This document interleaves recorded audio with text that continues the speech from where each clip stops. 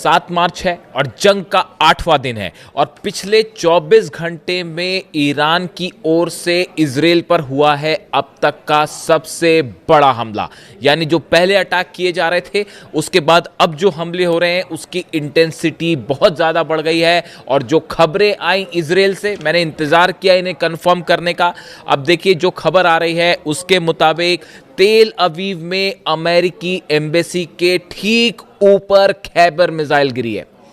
अमेरिकी एम्बेसी के ठीक ऊपर तेल अवीव पे बड़ा हमला हुआ है। ईरान ने खैबर शेकन मिसाइल से हमला किया अमेरिकी दूतावास पे और बताया जाता है कि अमेरिकी दूतावास को बड़ा नुकसान हुआ है, बड़ा नुकसान हुआ है। एक नहीं 10 धमाके सुने गए, एक के बाद एक।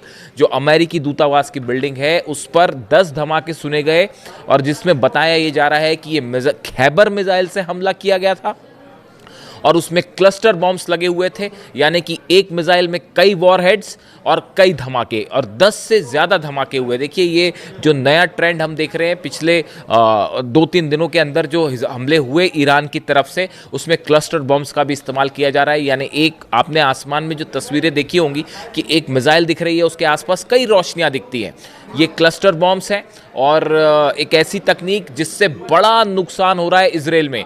देखिए क्लस्टर बॉम्ब से एक ओरिजिनल जो मिसाइल है वो तो उसका तो इम्पैक्ट है ही है, लेकिन उसके साथ जो अलग अलग उसमें वॉरहेड्स लगे हैं, बताया जा रहा है कि 10 से 12 वॉरहेड्स हर मिसाइल के ऊपर लगे होते हैं और जब इनसे हमला होता है ये कई आसपास के बड़े इलाके में फैलते हैं और सब के सब फटते हैं। इनको इंटरसेप्शन भी मुश्किल हो रहा है इनका, क्योंकि आप किसको इंटरसेप्ट करेंगे? एक साथ कई सारे अगर प्रोजेक्टाइल्स आ रहे हैं तो उन्हें रोकना मुश्किल हो जा रहा है। ऐसी स्थिति में देखिए जो अमेरिकी दूतावास पर जो हमला है इसको एक बड़ा साइकोलॉजिकल जीत बताई जा रही है ये ईरान के लिए। सिर्फ अगर हम सिर्फ दूतावासों की बात करें तो अब तक 5 देशों के एम्बेसीज पर ईरान के सीधे हमले हो चुके हैं। अगर हम इजराइल में बात करें, तेल अवीव पर जो हमला हुआ, अगर हम इसको पहला मान के चलें तो इसके अलावा अगर आप देखें 5 जो अलग अलग जगह जहां पे हमले हुए, रियाद में हमला हुआ, ड्रोन स्ट्राइक हुई, शाहिद 136 ड्रोन रियाद में अमेरिकन एम्बेसी के ऊपर गिरा। बहरीन में मनामा में सीधा स्ट्राइक हुई, लेकिन ये स्ट्राइक बताया जा रहा है कि मिसाइल स्ट्राइक थी, ड्रोन स्ट्राइक नहीं थी। इसके अलावा आप दोहा में देखें, दोहा में जो है कतर में दोहा में जो है वहाँ पे 136 शाहिद ड्रोन से स्ट्राइक हुई। इसके अलावा कुवैत में मिसाइल अटैक हुआ। इस तरह से आप देखें कि 5 अमेरिकन एम्बेसीज जो हैं वो अब तक ईरान के निशाने पे आ चुकी है और उसमें जो सबसे बड़ी तबाही हुई है, सबसे बड़ा हमला जो है वो तेल अवीव में माना जा रहा है कि अमेरिकन एम्बेसी के ऊपर हुआ। इसके साथ दूसरी बड़ी हमले की खबर इजराइल से आ रही है। इजराइल में बेन गुरियन एयरपोर्ट पर रनवे के ऊपर मिसाइल गिरी है, खैबर मिसाइल गिरी है। देखिए ये बेन गुरियन एयरपोर्ट हमेशा से टारगेट रहा है। खास तौर पर आपने देखा होगा हुतीज की तरफ से जो हमले होते थे उसमें जो हाइपरसोनिक मिसाइल्स फायर की जाती थी, बैलिस्टिक मिसाइल फायर की जाती थी, उनका निशाना बेन गुरियन एयरपोर्ट होता था। आप देखिए तेहरान में जिस तरह से एयरपोर्ट्स को निशाना बनाया गया, मेहराबाद पोर्ट को जिस तरह से हमले हुए, उसके बाद सीधा अटैक ईरान ने बदला लेते हुए तेल अवीव में बेन गुरियन एयरपोर्ट पर अटैक किया। यहां पे कई फाइटर जेट्स खड़े हुए थे, उसके बीच में मिसाइल गिरी है, रनवे पर मिसाइल गिरी है, जिसके बाद बताया जा रहा है कि बेन गुरियन एयरपोर्ट जो है वहां से टेक ऑफ करना मुश्किल हो गया है फाइटर जेट्स के लिए। अब ये कैसे आसपास से जहां से भी टेक ऑफ हो, बट बेन गुरियन एयरपोर्ट को खासा नुकसान पहुंचा है। इसके अलावा हम इजराइल के नुकसान की बात करें, मैं इस पर लगातार अपडेट दे रहा हूं। जो खबरें आ रही हैं उसके मुताबिक बहुत बड़ा नुकसान इजराइल में 1500 के आसपास इमारतें ऐसी हैं जिनको नुकसान पहुंचा है। यानी आप सोचिए कितने बड़े पैमाने पर हमले हुए हैं। हाइफा में, तेल अवीव में, अशदोद में, अशकलोन में, ये वो शहर हैं जहां पर सीधा अटैक हो रहा है और ड्रोन से अटैक हो रहे हैं, मिसाइल से अटैक हो रहे हैं। और जिन मिसाइल्स का इस्तेमाल हुआ उसमें खैबर मिसाइल ने सबसे ज़्यादा नुकसान पहुंचाया है।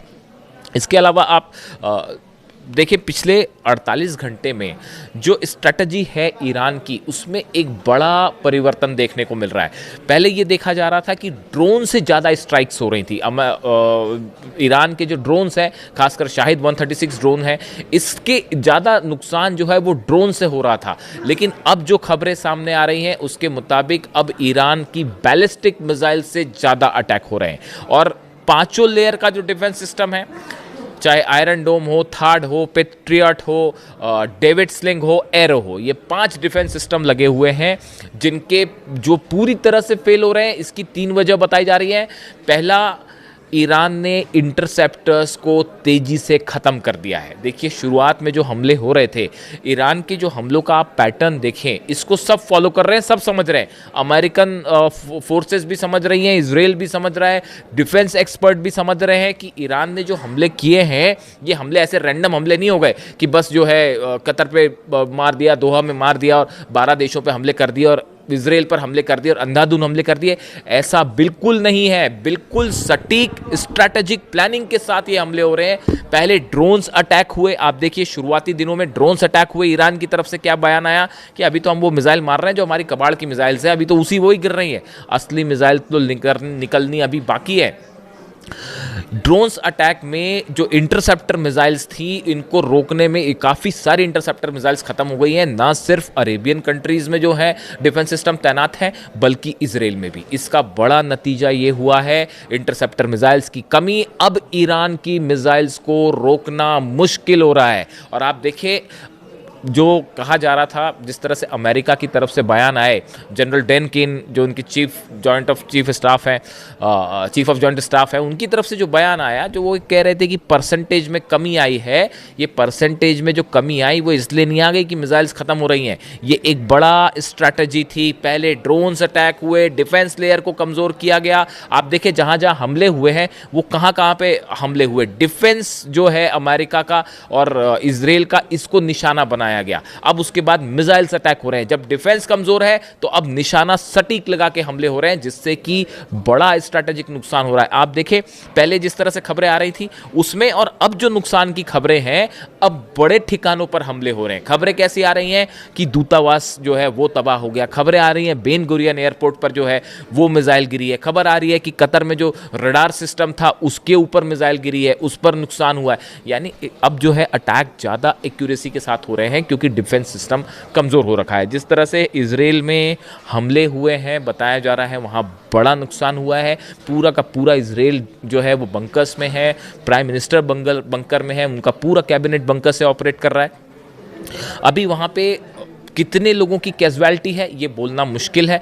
कई जगह मलबे के नीचे लाशें दबी हुई हैं। और देखिए, इजराइल से कभी ये खबर नहीं आती है कि कितने लोगों की वहाँ कैजुअलिटी हुई है, कितने घायल हुए हैं। ये खबरें कई दिनों बाद निकल के आएंगी, जैसा 12 दिन की जंग में हुआ था। लेकिन बताया जा रहा है कि वहाँ पे 1500 इमारतों का अगर आप मलबा है, उसके नीचे सैकड़ों लोग दबे हो सकते हैं, जिनके नंबर्स धीरे धीरे सामने आएंगे, जिनको खोजा जा रहा है, जो मलबा है उनको हटाया जा रहा है। इससे ये बात सामने आई है कि ये पिछले कुछ सालों का सबसे बड़ा अटैक पिछले 48 घंटे में ईरान ने कर दिया है इजराइल के ऊपर। और इसको लेके न सिर्फ इजराइल में पैनिक है, बल्कि अमेरिका के लिए भी एक बड़ी चुनौती है कि अब कैसे इन हमलों को रोका जाए। आप देखिए, जेराल्ड आर फोर्ड जो है वो हाइफा के करीब तैनात था इस हमले के पहले, और ये कहा गया था कि जेराल्ड आर फोर्ड से डिफेंस मिसाइल्स फायर करके इजराइल के ऊपर जो हमले होंगे उनको रोका जाएगा। लेकिन ये प्लानिंग पूरी तरह से फेल हो गई। इनफैक्ट जो शुरुआती 3 प्लान थे वो तीनों के तीनों कोलैप्स होते दिखाई दे रहे हैं। जेराल्ड आर फोर्ड अगर वहाँ पे है, उस पर पेट्रियट लगा हुआ है, थार्ड लगा हुआ है,